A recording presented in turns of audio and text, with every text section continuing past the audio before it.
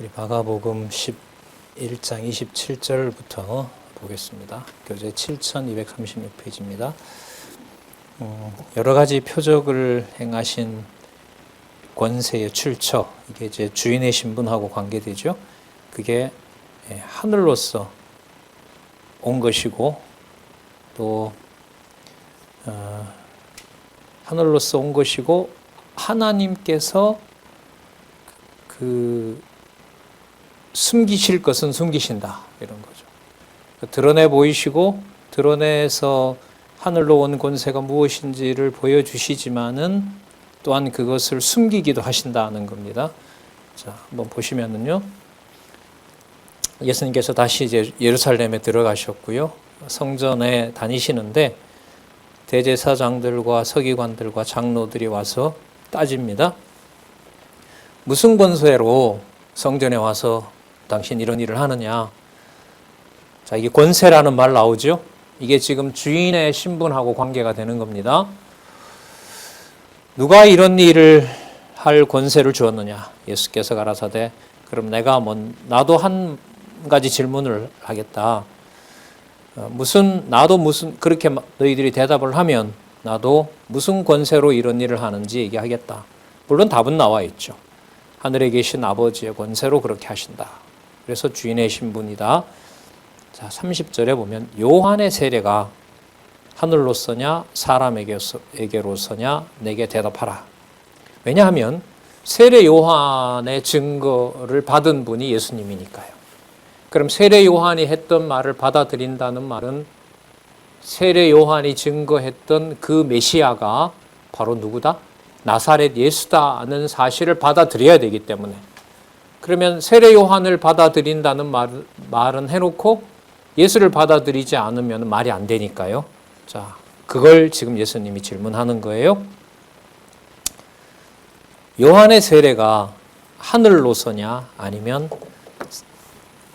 사람에게서냐 내게 대답하라.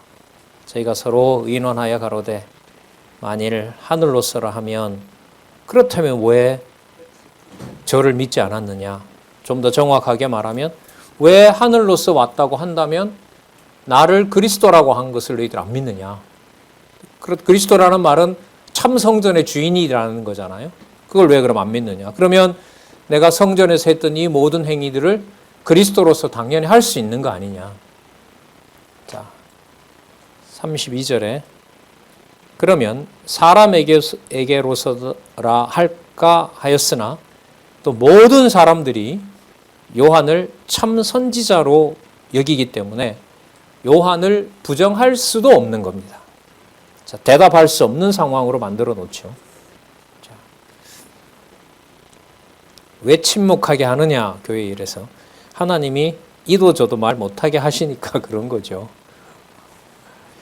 이에 예수께서 대답하여 가로되 우리가 알지 못하노라 하니 예수께서 가라사대 나도 무슨 권세로 이런 일을 하는지 너희에게 이르지 아니하리라 하시면서 하늘로서 온 권세를 듣지 못할 자에게는 듣지 못하게 하시는 권세가 아버지로부터 나왔다는 것을 증명한 겁니다.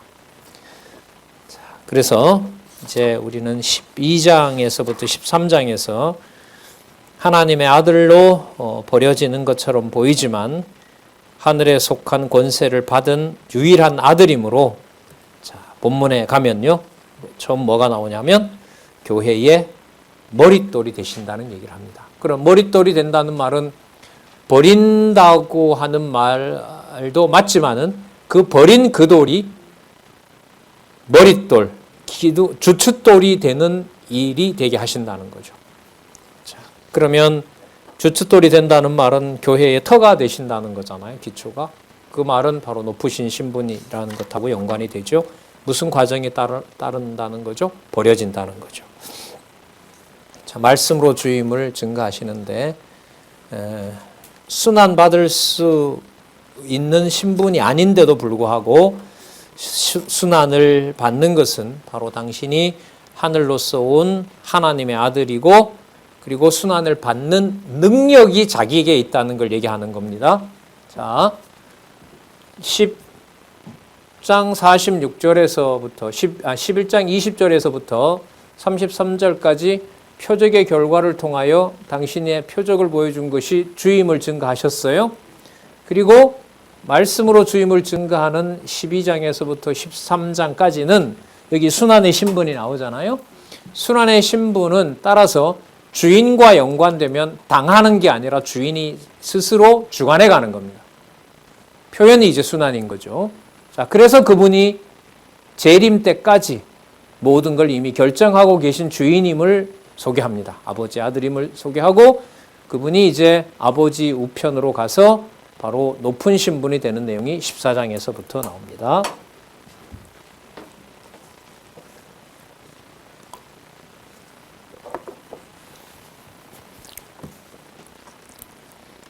자, 비유로 말씀하십니다. 한 사람이 포도원을 만들고 그 포도원을 보호하는 울도 두르고 망대도 짓고 또 포도주 짜는 기구도 안에 들어놓고 농부들에게 세를 주고 타국으로 갔습니다. 그래서 소출을 받아내려고 종을 보냈는데 종을 잡아 심히 때렸습니다. 그리고 다른 종을 보냈더니 다시 상처를 냈습니다. 또 다른 종을 보내니 이번에는 죽여버렸습니다. 그리고 그 외에 많은 종들을 계속 보냈는데 전부 다 죽였습니다. 아까 세례 요한 사건하고 관계가 있죠. 자, 6절. 오히려 한 사람이 있으니 곧 그의 사랑하는 아들이라. 그러면 이 일에 보면 벌써 주어가 확정이 됐습니다. 누가 하시는 거죠? 하나님이 하신 거죠. 그래서 내가 죽으러 온 것은 당하는 것이 아니라 누가 보낸 아들이다? 하나님이 보낸 아들이다. 내 아들은 공경하리라 하였더니 7절 저 농부들이 서로 말하되 이는 상속자니 자 죽이자. 그러면 그 재산이 우리에게 온다. 자, 그리고 죽는다는 거죠. 이에 잡아 죽여 포도원 밖에 내어 던지니라. 9절 포도원 주인이 어떻게 하겠느냐? 와서 그 농부들을 진멸하고 포도원을 다른 사람들에게 주리라. 자, 10절에는 이 내용에 대한 분명한 근거와 아까 사랑하는 아들을 보낸 분이 바로 아버지다는 사실을 증명합니다. 아버지께서 아들을 왜 이렇게 하셨느냐? 지금 높은 신분이죠. 자, 잘 보시기 바랍니다. 너희가 성경에 건축자들이 버린 돌이 모퉁이의 머릿돌이 되었나니 이것이 주로 말미암아 된 것이오. 자, 버렸는데 뭐가 돼요? 그게 위대한 일을 하는 일이 되는 거죠. 자, 우리 눈에 기이하도다. 우리 생각으로 이해할 수 없다는 겁니다. 저희가 예수의 이 비유는 자기들을 가리켜 말씀하신 줄 알고 잡고자 하되 무리를 두려워하여 예수를 버려두고 가니라. 자, 버리는 돌이 뭐가 된다? 모퉁이 돌이 된다. 자, 그래서 뒤에 보면 이제 그 가이사에게 세금 바치는 문제를 설명을 하는데 이게 지금 연결이 되는 겁니다. 그래서 모든 것이 아버지의 권한에 속해 있고 그 모든 것을 내가 지금 아버지의 뜻대로 이루는 것이다. 그걸 지금 가이사의 이 세금 문제를 통해서 얘기를 합니다. 가이사에게 세금을 바친다는 말은 모든 나라가 가이사가 뭐라는 거죠? 최고의 통치자라는 거잖아요. 그런데 지금 주인 신분이잖아요. 진짜 가이사도 주관하는 자가 나다. 그래서 이방인에게 내가 내어주는 것이 진짜 내어주는 것이지 이방인이 권력이 강하기 때문에 나를 죽이는 게 아니다. 내가 그 일을 주관해가는 내가 주인이다. 그렇죠?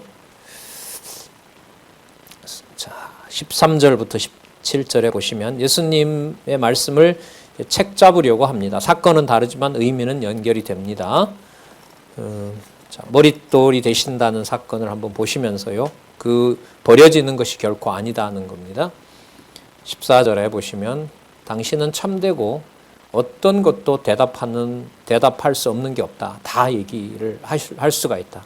그리고 사람을 외모로 보지 않고 참으로 하나님의 도를 가르친다. 자, 듣기 좋게 얘기를 하죠. 하지만 책 잡으려고 이런 소리를 하는 겁니다.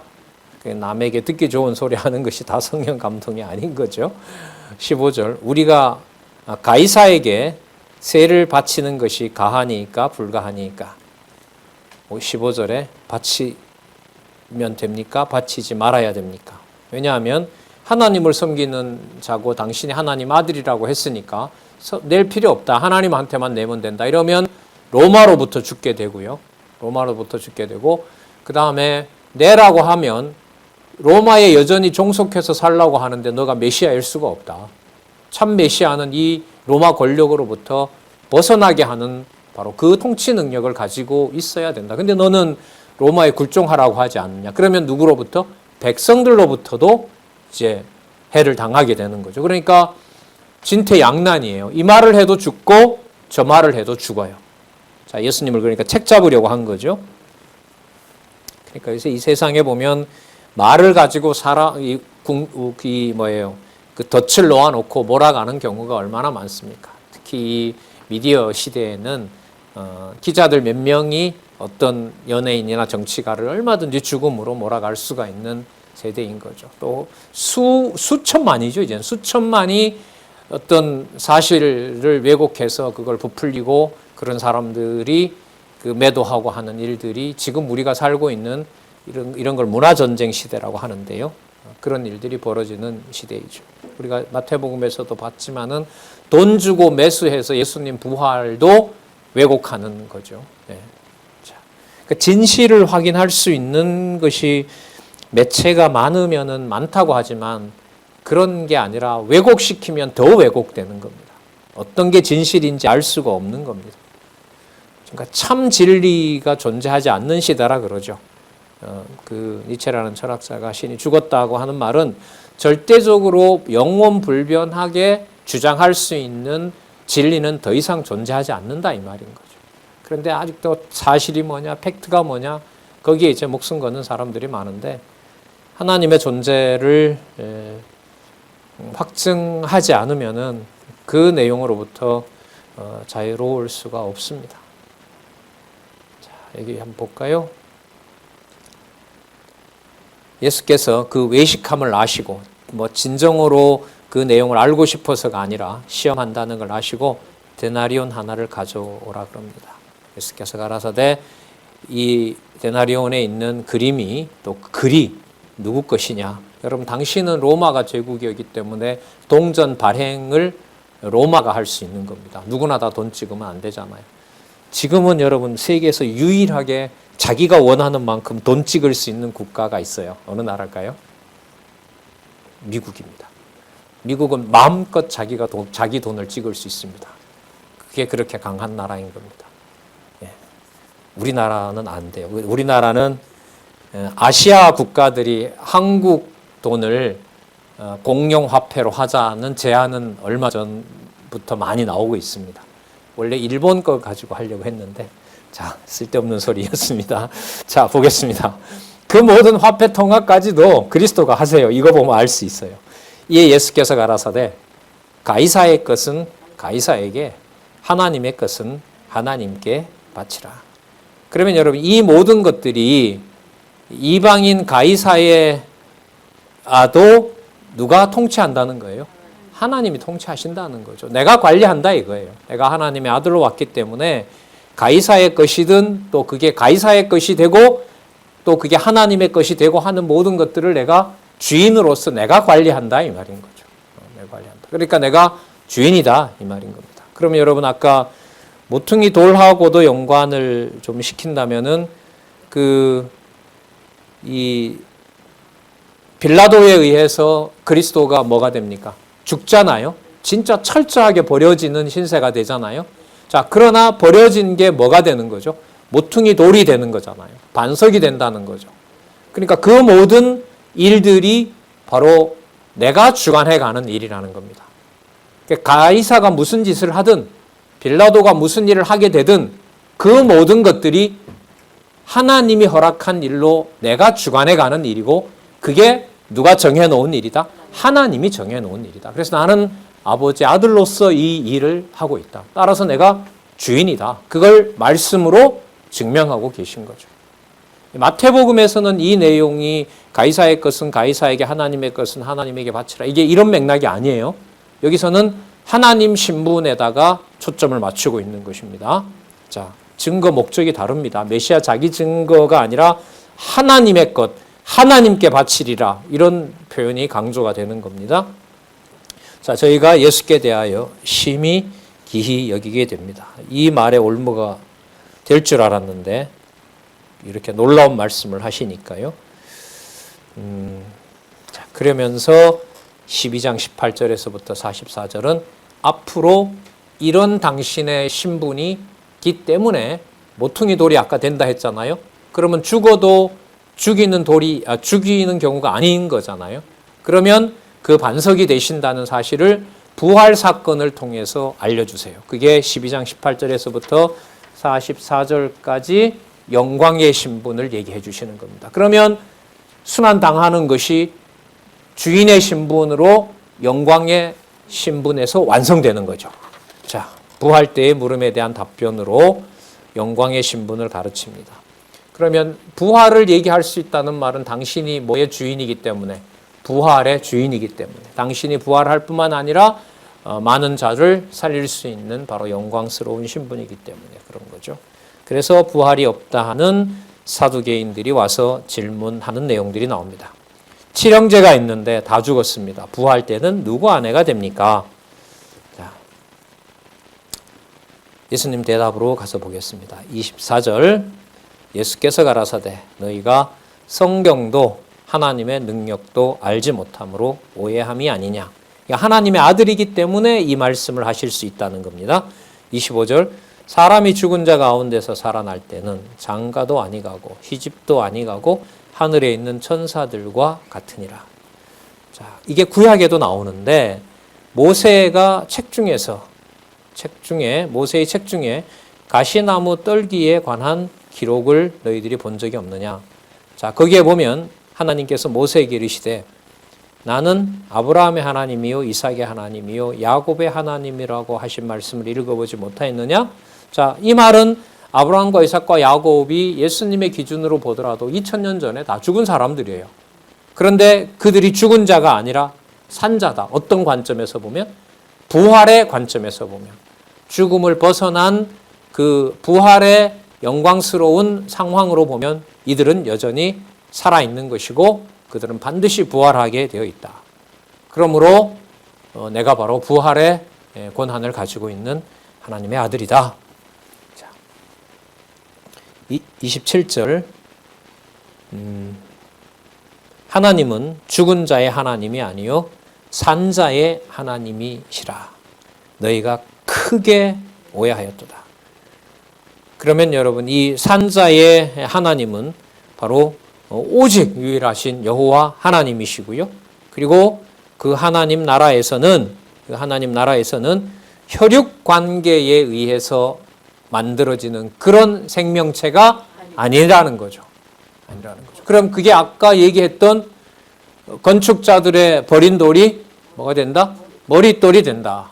그게 바로 반석이 된다는 것이 바로 부활하고 직접 연관이 되는 거죠.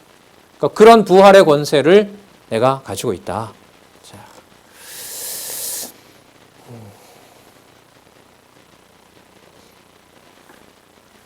그 다음에 놀라운 얘기가 나옵니다.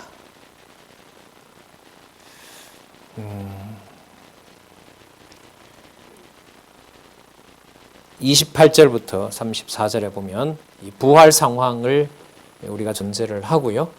바로 하나님을 섬기는 것과 이웃을 사랑하는 것의 관련성을 통해서 당신이 주인 되시는 분임을 알려주십니다. 서기관 중에 한 사람이 와서 묻습니다. 계명 중에 첫째가 무엇입니까? 예수께서 대답하시되 이스라엘아 들으라. 주 곧 우리 하나님은 유일한 주시요. 자, 그러니까 누굴 지금 소개하고 있죠? 하나님 소개하고 있습니다. 하나님을 소개할 수 있는 분이기 때문에 이분이 높으신 분입니다. 주 너희 하나님을 사랑하라 하신 것이라. 둘째는 이것이니 내 이웃을 내 몸과 같이 사랑하라 하신 것이라. 이에 더 큰 계명이 없느니라. 그러니까 하나님 사랑, 그 다음에 이웃 사랑이라고 얘기를 하시죠. 자, 서기관의 가로되 선생님이여 옳소이다. 하나님은 한 분이시여 그 외에 다른 이가 없다 하신 말씀이 참이니이다. 또 마음을 다하고 지혜를 다하고 힘을 다하여 하나님을 사랑하는 것과 또 이웃을 제 몸과 같이 사랑하는 것이 전체로 드리는 모든 번제물과 기타 제물보다 나으니이다 라고 응답을 했어요. 자, 34절에 예수께서 그 지혜 있는 대답을 보시고 이르시되 내가 하나님 나라에서 멀지 않도다. 그러니까 이 말씀이 맞는지 아닌지 구분해 주는 이 능력을 가진 분이니까 이분이 어떤 신분이에요? 높은 신분이고 또 주인의 신분이라는 걸 이 다른 내용에서도 또 설명을 해주고 있죠. 그리고 아까 그 부활과 관련된 이 내용으로 보면 하나님의 부활을 통해서 하나님과 이웃 사랑이 완성된 형태가 바로 부활체와도 연관이 되는 거죠. 그러니까 부활 상황, 뭐 이른바 말하는 내세에 대해서도 그리스도께서 전부 뭐 하는 거예요? 통치하고 있다는 거죠. 그리고 그 말에 대한 것도 말씀의 진위 여부를 가려주는 분이니까 이분이 높으신 신분인 거고, 이미 아까 버려진 돌이 바로 버려지는 것이 아니라 바로 반석이 되는 것이고요. 하나님 나라에 토대를 놓는 일이 되는 사건으로 연결되시기 때문에 반드시 부활하신다는 그 영광스러운 사건을 얘기를 해줍니다. 그런데 이 일을 다윗이 이미 보기도 했다. 그래서 내가 다윗보다 더 높다. 그게 12장 35절에서부터 40절에 나타납니다. 성전에서 가르치는데 사람들이 물어요. 자, 어찌하여 서기관들이 그리스도를 다윗의 자손이라 하느뇨? 자, 예수님이 가르치시는데 질문을 예수님이 하시는 거예요. 서기관들이 그리스도를 다윗의 자손이라고 그렇게 가르치느냐? 다윗이 성령에 감동하여 친히 말하되 주께서 여호와께서입니다. 내 주께 그리스도에게 이르시되 내가 여호와께서 내 원수를 그리스도의 원수를 발 아래 둘 때까지 내 우편에 앉았으라 하셨도다. 이게 앞으로 일어날 일이거든요. 앞으로 부활 승천하셔서 어디에? 우편에 앉아 계시죠. 왜요? 그가 본래 하나님의 아들이시니까. 자, 37절 다윗이 그리스도를 주라 하였은즉 어찌 그 자손이 되겠냐. 다윗이 그리스도를 주라고 칭했는데 어떻게 그가 바로 다윗의 자손이라고 얘기할 수가 있느냐. 백성들이 즐겁게 듣더라. 예수께서 자신이 높은 신분임을 가르치셨겠죠. 예수께서 가르치실 때에 가라사대 긴 옷을 입고 다니는 것, 시장에서 문안 받는 것, 회당에 상자에 앉는 것, 장치에 가면 상석에 앉는 자들, 바로 그것을 원하는 서기관들을 삼가하라고 얘기를 합니다. 높은 분은 이 세상에 한 분밖에 안 계시다. 그리고 그분이 높으신 분을 나를 통하여 이 땅에 높은 자로 세웠다. 다윗으로 하여금 그리스도를 주라고 부르게 했다. 내가 다윗이 불렀던 주로 온 메시아다. 이 감당할 수 없는 얘기들을 이제 여기에서 12장 18절에서부터 44절까지 영광스러운 신분을 증거하시는 겁니다. 자, 그러면요 40절에 보시면 너희는 과부의 가산을 삼키며 외식으로 길게 기도하는 자니 그 받는 판결이 더욱 중하도다 라고 하시면서 가난한 과부의 연보가 그들이 하는 종교적 행위와 비교할 수 없이 크다라는 판정을 내려주세요. 왜요? 그분이 누구이시니까? 주인이시니까. 이렇게 연결이 됩니다. 부활도 들어오고요. 과거로 가서 이미 확증해놨다고도 얘기하시고요. 그리고 하나님을 사랑하는 것이 형제들을 사랑하는 것하고도 관계되고요. 그것은 아까 10장 45절에 대속물로 주는 자가 높은 자라는 사실을 이미 말씀한 것하고도 관계가 있고요. 자, 전부 연관이 됩니다. 자, 예수님께서 연복궤에 앉아 있어요. 그 연보하는 궤 앞에 앉아 있으니 좀 이상한 표정이죠. 자, 의도적으로 하신 거예요.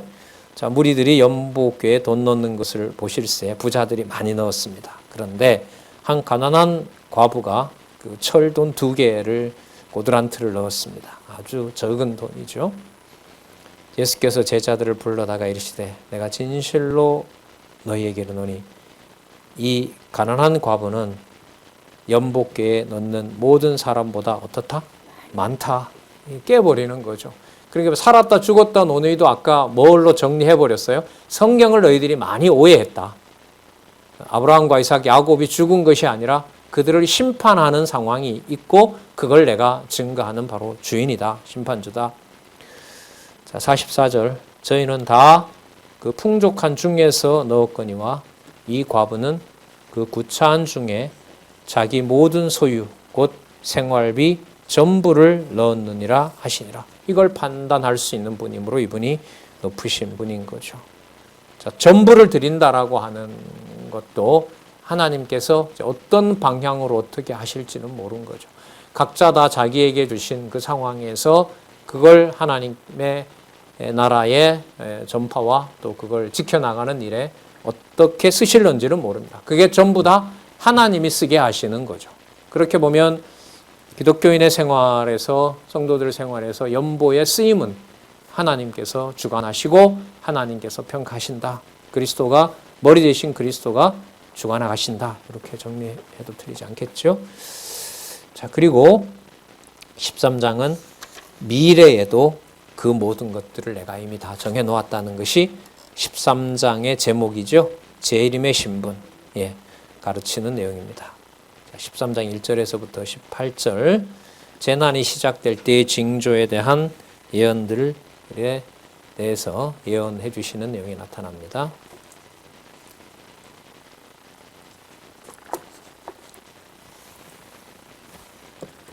성전에 나가시는데 제자 중 하나가 예수님께 그럽니다. 이 돌들과 건물들이 어떠합니까? 라고 물어요. 다른 데 보면 너무 멋있지 않습니까? 이게 80년 동안 지어지고 80년 동안 짓지만 어디에 나오죠? 60몇 년 동안 지어지고 있었다고 했잖아요.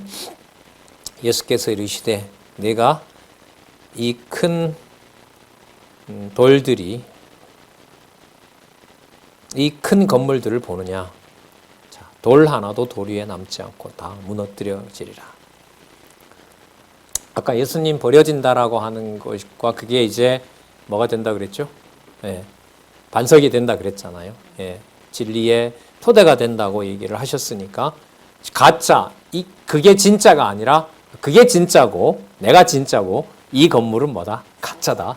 이거 다 멸하게 된다. 그러면 멸하는 것이 내가 진짜 이 성전의 주인 되는 일이 토대를 놓는 바로 주인이다. 그걸 말씀하는 것하고 관계가 되겠죠. 자, 3절에 보면 성전을 마주 놓고 앉았는데 베드로와 야고보와 요한과 안드레가 조용히 묻습니다. 그럼 언제 그런 일 되는데요, 선생님? 하고 물어요. 그리고 무슨 징조가 있습니까? 5절에 볼까요? 예수께서 이르시되 너희가 사람의 미혹을 받지 않도록 주의하라. 이렇게 말씀하실 수 있는 것은 당신이 성전의 주인이기 때문에. 많은 사람이 내 이름으로 와서 이르되 내가 그로라 하여 많은 사람을 미혹해 하리라. 그러니까 거짓 메시아가 나타난다는 거예요. 성전이 무너지게 되면. 두 번째, 난리도 일어나고 난리가 일어났다는 소문도 막 퍼지는 거죠. 두 번째, 세 번째 8절에 보시면 민족이 민족을, 나라가 나라를 대적하여 일어나게 전쟁이 일어난다는 거고요. 그 다음 기근이 일어나고요. 굶주리는 일이 벌어지고요. 또 기근도 생긴다는 겁니다. 이게 바로 재난의 시작인 거예요. 그러니까 이 예루살렘 성전이 무너지는 것 다음에, 무너지는 사건 다음에 이방인 구원을 빼면은 예수님께서 예루살렘 성전이 무너짐과 함께 다시 이 땅에 오는 일이 돼요. 지금은 우리가 보통 이방인의 시대라고 하잖아요. 자, 바로 맞닿아 있는 거죠. 예수님의 시간관념으로 보면. 자, 그리고 그 다음에는 그리스도의 이름을 인하여 매질을 당하는데 그때 성령께서 보호해 주신다는 말씀을 예언을 해 주십니다. 볼게요. 너희는 스스로 조심하라. 그때 사람들이 너희를 공회에 넘겨주겠고, 그리고 이게 예루살렘 성이 무너지는 이제 징조가 되는 겁니다. 회당에서 매질하겠으며 나를 인하여 너희가 관장들과 임금들 앞에 서리니 이는 저희에게 뭐 하려고? 증거하려고. 예수가 하나님 아들이라는 것을 증거하게 하려고 그런 일이 벌어진다는 겁니다. 하나님 살아계신 증거인 거죠. 또 복음이 먼저 만국에 전파되어야 할 것이라. 이건 이제 시간으로 보면 성전이 회파된 다음 역사를 얘기를 하는 겁니다. 재림과 연관이 되죠. 이 사건들은 사람들이 너희를 끌어다가 넘겨줄 때에 무슨 말을 할까 미리 염려치 말고 무엇이든지 그 시에 너희에게 주시는 그 말을 하라. 중요한 말씀 나오네요. 말하는 이는 너희가 아니요 누구라? 성령이다. 그러니까 성령의 주관, 그리고 성령께서 계시기록을 완성해 전하기도 하시고 계시기록을 완성해 놓았고 지금도 말씀으로 기록된 말씀을 완벽하게 증명하도록 해서 하나님 살아계신 것을 증거하고요. 예수가 그리스도이심을 증거하는 바로 일들이 지금도 계속되고 있는 겁니다. 형제가 형제를, 아비가 자식을 죽는 데 내어주며 자식들이 부모를 대적하여 죽게 하리라. 현상적인 어떤 가족 관계를 완전히 붕괴시키는 겁니다. 유대인들 상호 서로 반목 질시한 사건들, 우리는 북이스라엘과 남쪽 유다가 망할 때 봤잖아요. 얼마나 처참하게 만드는지를 봤습니다. 이런 거는 참 납득하기가 힘들죠. 인간적인 어떤 상식으로는. 보편적인 어떤 종교에서 이런 일이 벌어지는 것을 그리스도가 주관해 가신다는 것은 참 쉽게 불가능하죠. 사람의 정서로 받아들일 수 있다는 것은. 13절 너희가 내 이름을 인하여 모든 사람에게 미움을 받을 것이나 나중까지 견디는 자는 구원을 얻으리라. 이 좀 정리를 한번 해보면은요, 그 징조에 대해서 재난이 시작될 때에 대해서 거짓 메시아 나타난다 그랬죠. 난리와 또 그 난리에 소문 듣는다 했죠. 전쟁이 일어나죠. 지진이 일어나죠. 기근 닥쳐오죠. 제자들이 매질당하죠. 복음이 만국에 전파되죠. 그리고 가족이 배신하죠. 그리고 미움이 증가하죠. 이 모든 것들이 그리스도가 높은 신분의 증거라는 겁니다. 이게 상식적으로 통하는 얘기냐 말이죠. 그래서 성경이 여호와 계시 중심의 말씀이어야 돼요. 우리가 생각하는 이 방식으로 그리스도가 재림주가 되신다는 사실의 이 내용들은 모을 수가 없습니다. 그래서 성경을 진짜 깨닫게 해주시기를 간절히 이제 구할 수밖에 없는 거죠. 그리고 그 상황이 되면 대처할 방안도 가르쳐 주시고 당신이 바로 재림의 신분으로 재림하실 것에 대해서도 약속을 해주세요. 자, 볼까요? 13장 14절에서부터 23절에 환난의 날에 대처할 방안을 지시함으로 높은 신분을 가르쳐 주십니다. 볼까요? 멸망에 가증한 것이 서지 못할 것에 선 것을 보거든 잃는 자는 깨달을진저. 이건 지금 이 주석에 설명해 놨습니다마는 그 로마의 군기가 전쟁할 때 쓰는 로마 군기가 성전에서 봤을 때 저쪽에서 기가 점점 올라오고 있는 거죠. 그러면 예루살렘 멸망이 임박했다는 걸 알게 되죠. 여기 보면 풀어놨죠. 자, 지붕 위에 있는 자는 그 길을 보면, 군대의 길을 보면 내려가지도 말고 집에 있는 무엇을 가지러 들어가지도 말라고 얘기를 합니다. 밭에 있는 자는 겉옷을 가지러 뒤로도 가지 말라 그러고요. 그러면서 17절은 아이벤 자들과 젖 먹이는 자들이 화가 있죠. 왜요? 도망을 못 가니까 빨리. 이런 날까지 이렇게 정해놓는다? 어떻게 받아들이죠? 이 일이 겨울에 나지 않도록 기도하라. 이는 그 날들은 환난의 날이 되겠습니다. 자, 그러면서 하나님이 창조하신 창조부터 지금까지 이런 환란이 없었고 후에도 없으리라. 그럼 누가 하셨다는 거예요, 이게? 하나님이 하셨다는 거죠. 그러면 여러분, 여호와 계시라는 말이 지금 이 맥락으로 보면 이게 이해가 되는 말일까요? 안 되는 말일까요? 안 돼요. 말이 여호와 계신 거지. 그 말씀은 전적으로 성경 권위와 보혜사 성령의 인도하심에 의존한 말입니다. 맞죠? 여호와 살아계신 증거를 확증해 주시는 것은 아까 너희비 하는 것이 아니라 누가 하신다 그랬어요? 아까 성령께서 하신다 그랬죠. 말하는 이는 너희가 아니고 누구라? 성령이라고 하셨잖아요. 그리고 성경신학의 주관자가 성령이신 겁니다. 저 사람 어떻게 저런 말 하지? 이거는 벌써 질문이 잘못된 거죠. 정확하게 질문을 한다면 성령께서, 하나님께서 왜 저 말을 저렇게 하시지? 하나님 살아계신 증거인가? 적어도 이렇게 질문하는 것이 바른 질문이겠죠.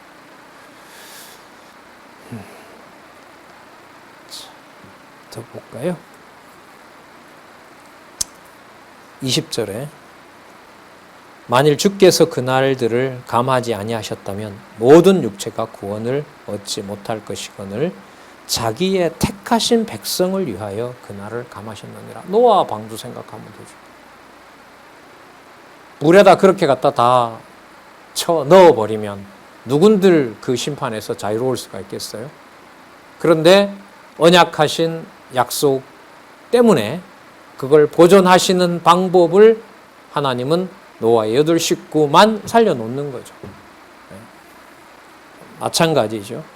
인류에 대해서 그리스도 외에는 어느 피조물도 그 행위로 보면 하나님의 비유컨대 실패작인데 원하지 않는 것이 아니라 심판의 대상들인데 심판하지 아니하시고 그리스도와 언약하셨던 창세전 영원한 뜻에 따라 거기에 보시면 자기의 택하신 백성들을 이 땅에 남겨놓기 위하여 8 식구를 보존하기 위하여 특별히 방주를 짓게 하신 것처럼 이 세상의 역사를 권력자들이 또는 무서운 어떤 전쟁이 일어나는 그 상황을 주관해 가시면서 빨리 심판했으면 좋은데 하나님의 정하신 뜻을 이루고자 세계에 흩어진 자기 백성들을 모으고자 하나님이 인내하고 계신다. 하나님의 긍휼, 자비 이런 것을 여기서 살펴볼 수가 있습니다. 그런데 이것도 이해가 안 돼요. 긍휼과 자비로 본다면은 아까 아이벤 자들과 젖먹이는 자들 이런 자들은 뭐예요? 구해주고 해야죠. 그리고 부모와 자식이 뭐예요? 서로 잡아 죽이는 일은 없어야죠. 이게 안 맞는 거예요. 그러니까 이게. 그러니까 하나님께서 당신의 살아계신 것을 증명하시는 또 계시하시는 섭리 방법이 우리의 상상력으로도 접할 수가 없어요. 그게 성경 권위입니다. 그건 너무 놀라운 일이고 성경은 펼치면 다 이해가 되는 거고 그게 아니에요. 그렇게 될 수가 없어요. 그러면 무한 감사할 뿐이죠. 그 말씀이 떠나지 않고 오랫동안 여러분들과 제가 말씀의 권위를 통해서 생각과 행동을 지배받도록 하신 것이 너무나 감사하지 않겠습니까?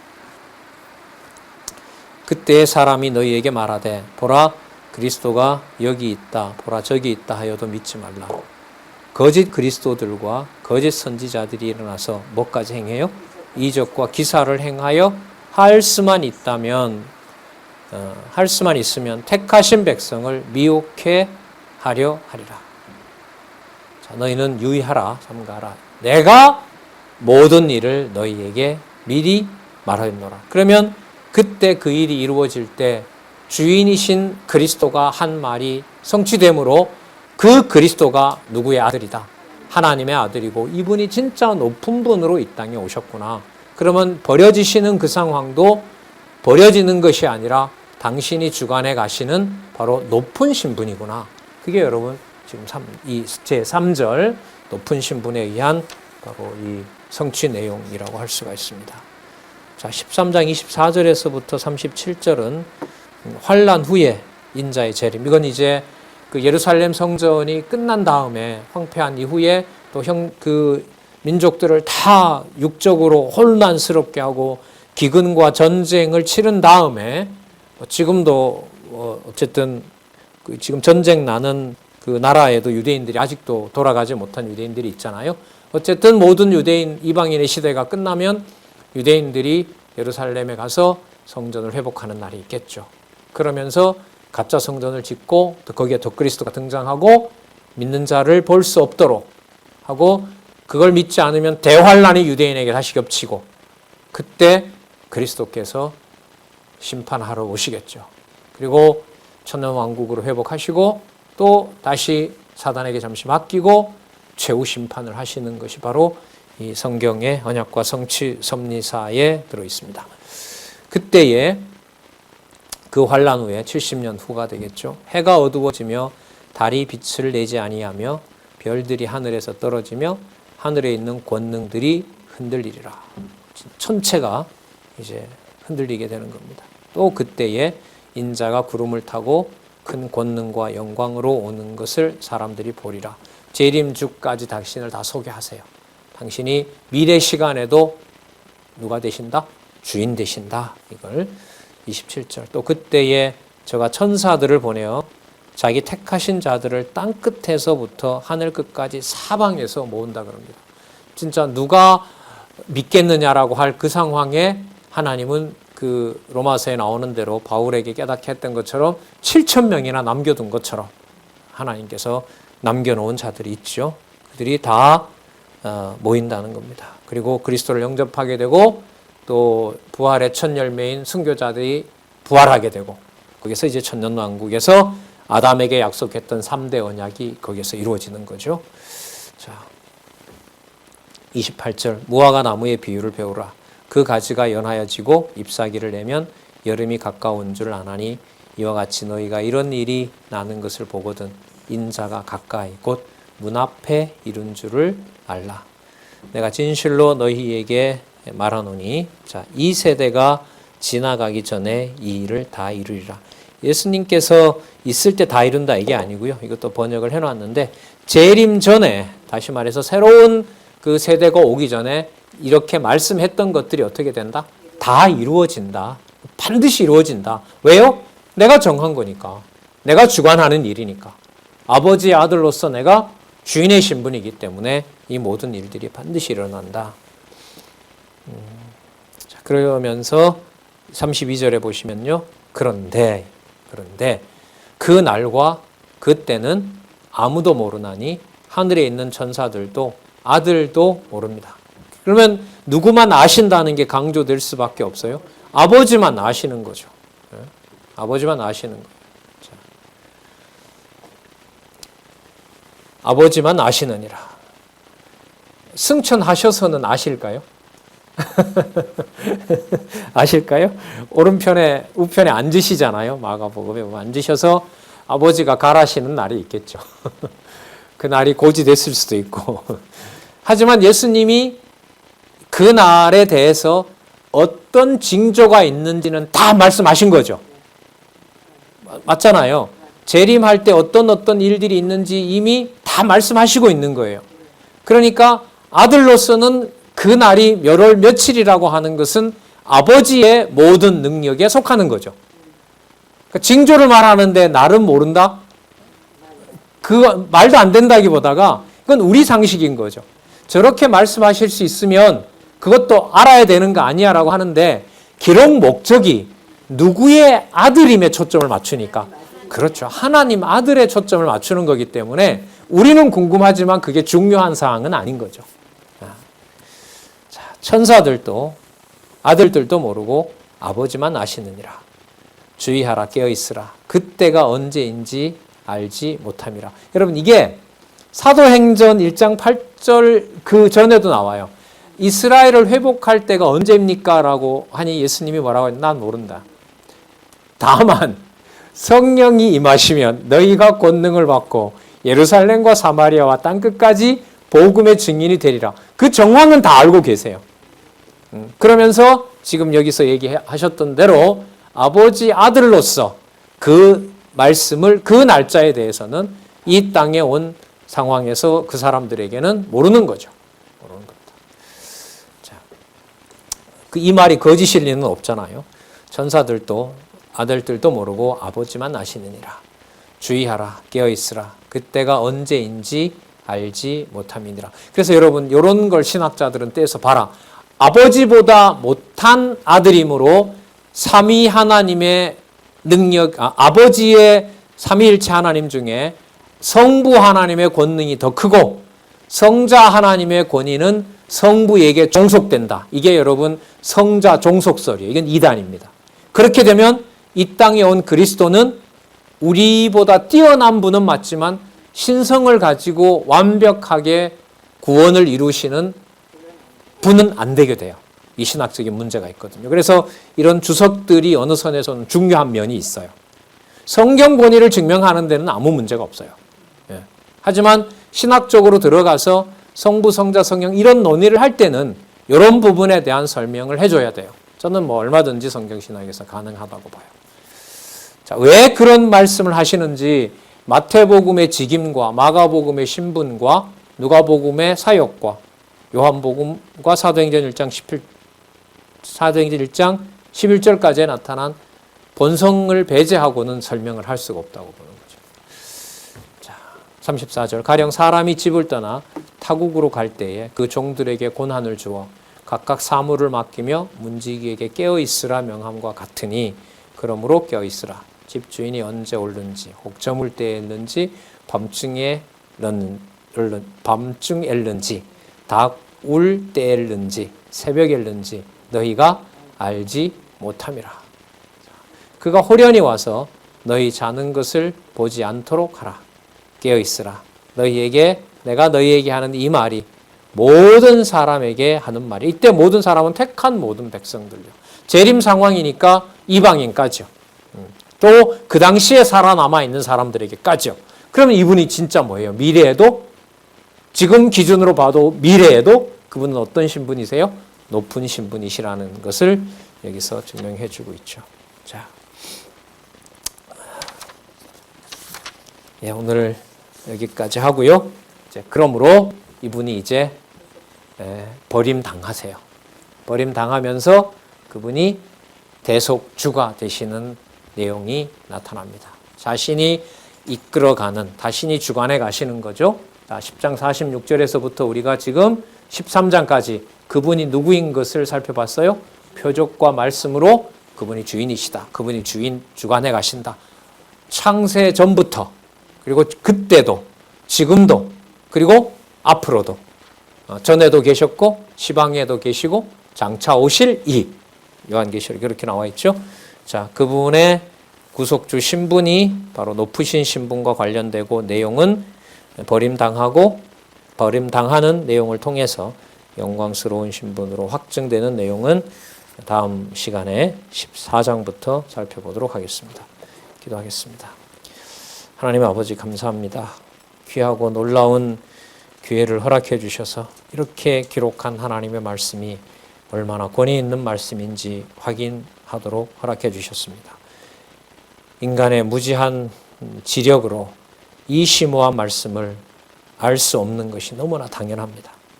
하지만 깨닫게 하신 그 놀라운 하나님의 능력 앞에 감사하고 또 감사할 뿐입니다.